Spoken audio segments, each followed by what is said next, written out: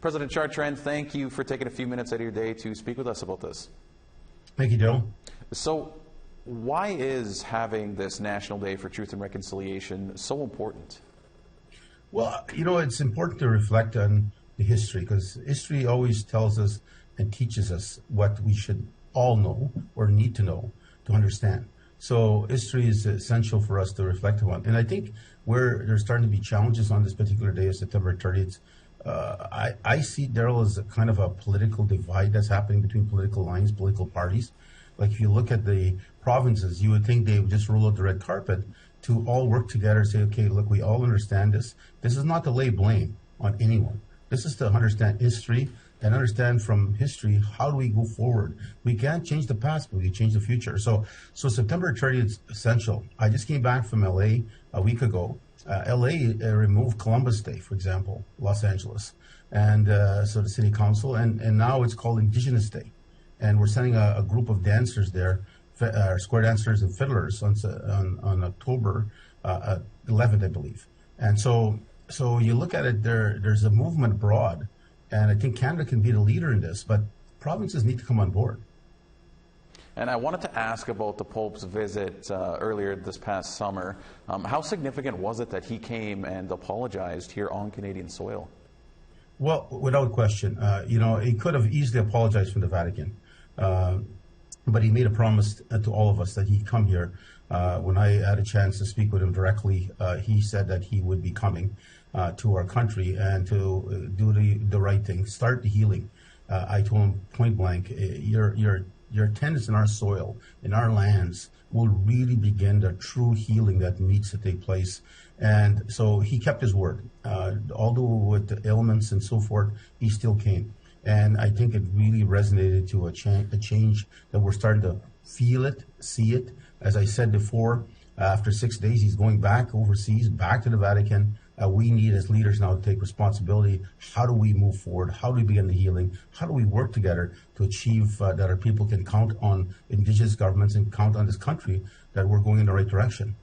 And a little on that topic, we have a National Day for Truth and Reconciliation now, but what else can be done or needs to be done moving forward?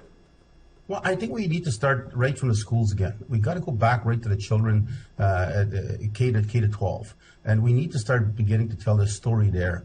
We're opening daycare centers right across Manitoba. We opened 7 now, it's official one yesterday. We'll open about 15 or 16 of them in the province.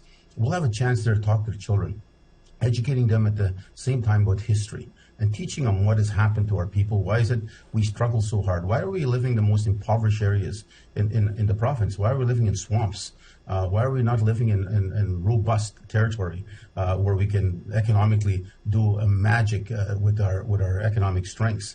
We're entrepreneurs, but yet why do we live where we live? And it's important to understand that history should teach us that we have ways to go to correct a century and more than a century of bad decisions that really hindered our future. So we got to start the school system. That's where we got to start, and we can't be afraid of it.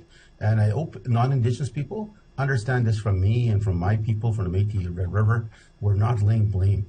What we're saying, history has done things that weren't right, but now let's fix it going forward. So don't look at this as blame. Look at this as coming together, working together as one Canada. And President Chartrand, how will you be spending the day on September 30th? Well, September 30th is a day to reflect upon what took place.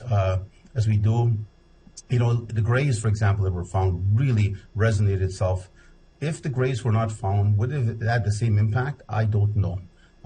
We can all be critics or debate the issue all over.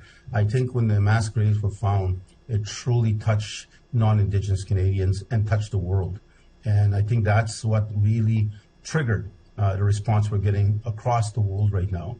And we need to keep that going. And as I said, we can't be afraid of it. Yes, a lot of wrongs were done, a lot of pain. I'm sure there was a lot of suffering that we could all relate to and reflect upon. But we need to figure out, how do we get the next generation ready for that we can help them heal? Because the struggles they face, Darrell, comes from that history. And there's no one, I don't care how many degrees they have in a wall, can ever say different, because truly suffering of Indigenous people today come with the history that was done to us. And now we need to figure out how do we get beyond that. And we're ready. We want to go as entrepreneurs. We want to start building, using our economic engines, our education, to really make a robust Métis Red River Nation strong and prominent. And don't look at us as social problems.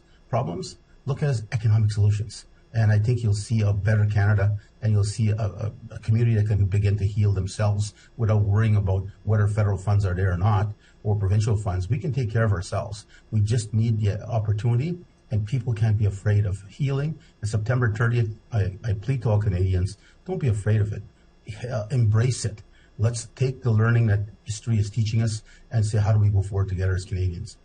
All right, President Chartrand, we certainly appreciate your thoughts and words on September 30th. We'll have to leave it there, but again, thank you for taking a few minutes with us today.